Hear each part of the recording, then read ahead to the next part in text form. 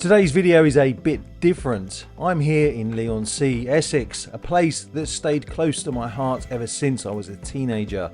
Back then I used to spend my summer holidays volunteering on fishing boats that worked these waters, taking anglers out into the mouth of the estuary. It's also a town famous for its cockle boats, which you'll see here along the mudflats of Old Leigh.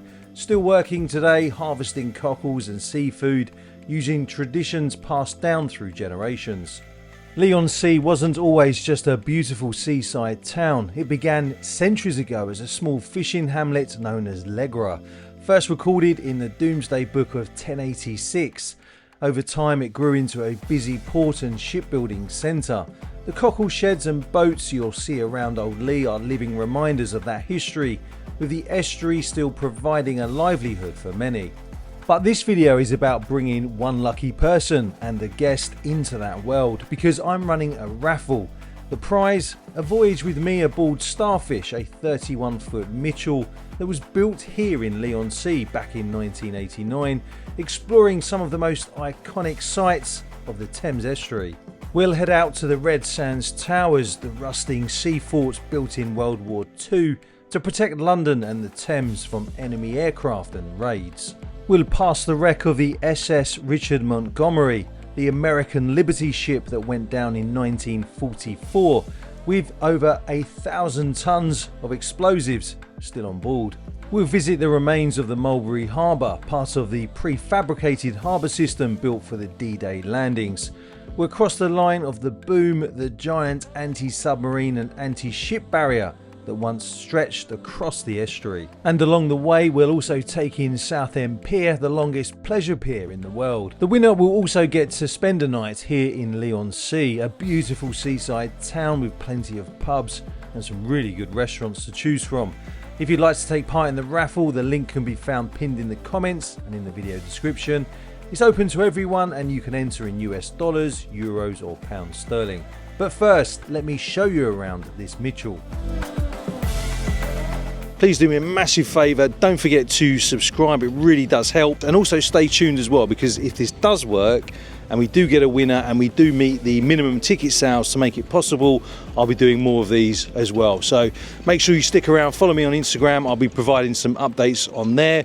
But anyway, let's have a look around this boat and let me know what you think in the comments. Welcome back to the channel. So today you join me in Leigh-on-Sea. It's a place that has got a very special place in my heart, because when I was a teenager I used to come down here quite a lot and spend quite a bit of time actually just kind of walking up and down Leigh, checking out all of the trawlers that you've got around here, the cockle boats and everything else. As you can see, we are in a tidal area here, so obviously at the moment the tide is out, but the tide is in for about 6 to 12 hours of the day on average. But anyway, we're here today to film this Mitchell. Now, I know a lot of you on my channel before, when I've spoken about Mitchells, you know of these boats, but you might not have seen them in person. This one was actually built back in 1989 and she's still in really, really good condition. Now, something that is really special about this particular video is that, as many of you probably know, I do have a raffle running at the moment, a competition running, where the lucky winner will get to join me aboard this Mitchell as we go out and visit the Red Sands Towers, plus the Mulberry Harbour and some other really historic World War II sites out in the Thames, which is basically over that way. That way that I'm pointing now, that's east. You can probably just about see the pier over there. But yeah, a lucky winner will get to join me on this boat, and we'll go out and we'll visit the Red Sands Towers and take in some of the other sites out there as well. But anyway, let me show you around the boat. Now, these Mitchells, they were always built traditionally as working boats. A lot of them are used as fishing boats, or they were used as the harbour pilot boats. They used to also be used by the emergency services as well, but then they stopped building them. So this Mitchell that you see now is in really, really good condition. Under here is where we find the engine. We'll have a look at the engine in just a second. But you can see the layout here is all very much geared up towards fishing trips and sightseeing trips, and going out and visiting the local areas, taking in all the scenery. So you can see if we move just aft here, we've got the life raft just over there on the transom. These boats are also really easy to handle in terms of if you've got experience on a boat of a similar size, or maybe just under 30 foot, and you were looking to go up in size, maybe say from a 20 foot or 22 foot to a 30 foot, this is the sort of boat that you could quite easily make that transition on. Now, as you can see, we have a little side deck on either side, so a port and starboard side deck.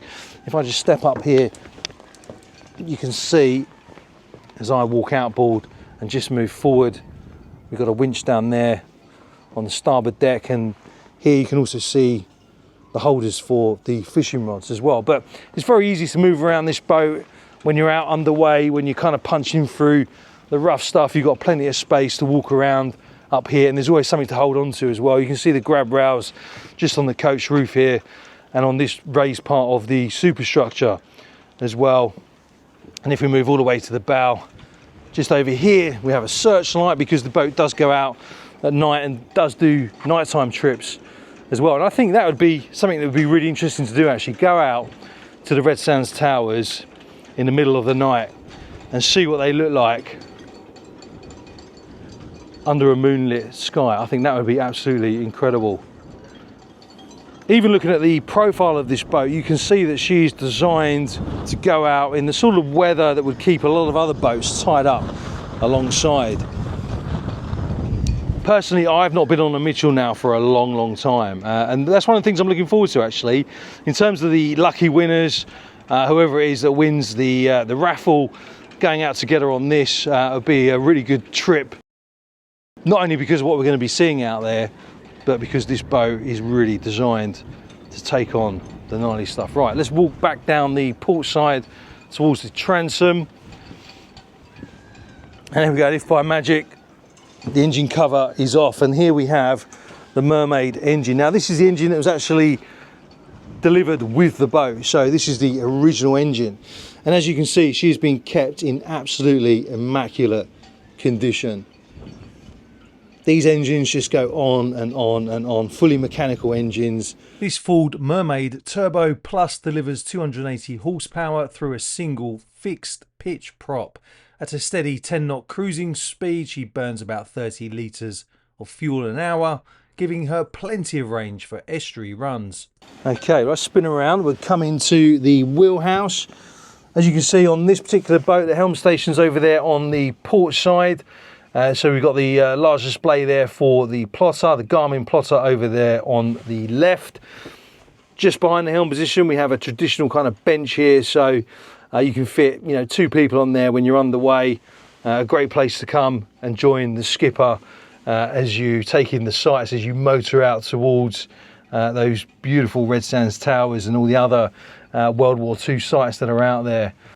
Behind the helm position, there is this window. It can be opened up as well to allow some fresh air into the space, and also means that if the weather gets a bit gnarly, you can seek refuge inside the wheelhouse while still enjoying 360-degree views around the boat.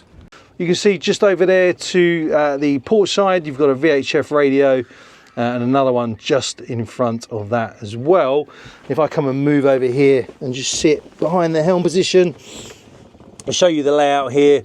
Everything is really kind of functional. Everything's where you need it, within easy reach as well. We've got the throttle control lever over there on the left-hand side. The switches for the bilge pumps, and then moving over to the right, you can see we've got the RPM gauge there for the Mermaid engine, fuel tank gauge, temperature gauge on there as well. And over here to the right is where we find all of the switches for the cabin lights, the spotlights, deck lights, stereo, foredeck lights, and everything else. But yeah, it's a really good position in terms of visibility and in terms of the actual view of all sectors of the boat. You get a really good position here. So yeah, it's a great place. And that's one of the things with these Mitchells, you know, they were designed to pretty much be used all throughout the year, all year round. These aren't fair weather boats that you take out when it's flat calm. Even if you happen to be going out and it is calm and you come back and it is really rough, you know you're in safe hands on a boat like this. Another VHF radio just down there to the right as well. Now, If we just step down from the helm position and just show you the V-berth. Now, as you know, the boat is being used commercially at the moment. She's not operating in terms of, she hasn't done any trips today or anything like that. So a lot of what you see in here is being used for storage at the moment. But if you owned this boat privately and you were taking this boat out for weekend trips, it'd be a great area to kind of bed down for the night. It's a really decent sized V-berth that goes all the way up into the bow as well. And as you can see, plenty of life jackets on the boat because she is commercially rated at the moment. Just down here to the right, we have like a mini galley here. So we've got a microwave on there. There did used to be a hob just underneath that, but you don't really need a hob on the boat at the moment for what she's being used for. So at the moment it is being used for storage. But yeah, if we're out on the trip and you want to sort of come down and have a few moments yourself, you can of course come down here and just sit down and relax whilst you are underway. Just to my left there, you can see a door. That is just some storage behind that, and this door here, just to my left, is where we find the head as well. So we do have a toilet on there.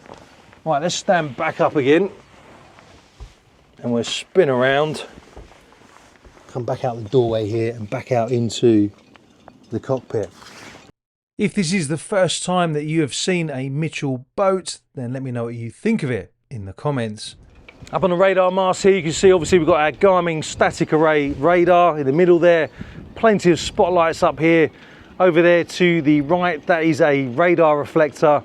And of course above that we have a steaming light, GPS antenna and VHF aerials up there as well. And also you can see just up here we have some lights that illuminate the deck area when you are out at sea after dark. I hope you've enjoyed having a look around this boat. Don't forget to subscribe if you haven't already, and if you want to take part in the raffle, head to the link in the description or the one pinned in the comments.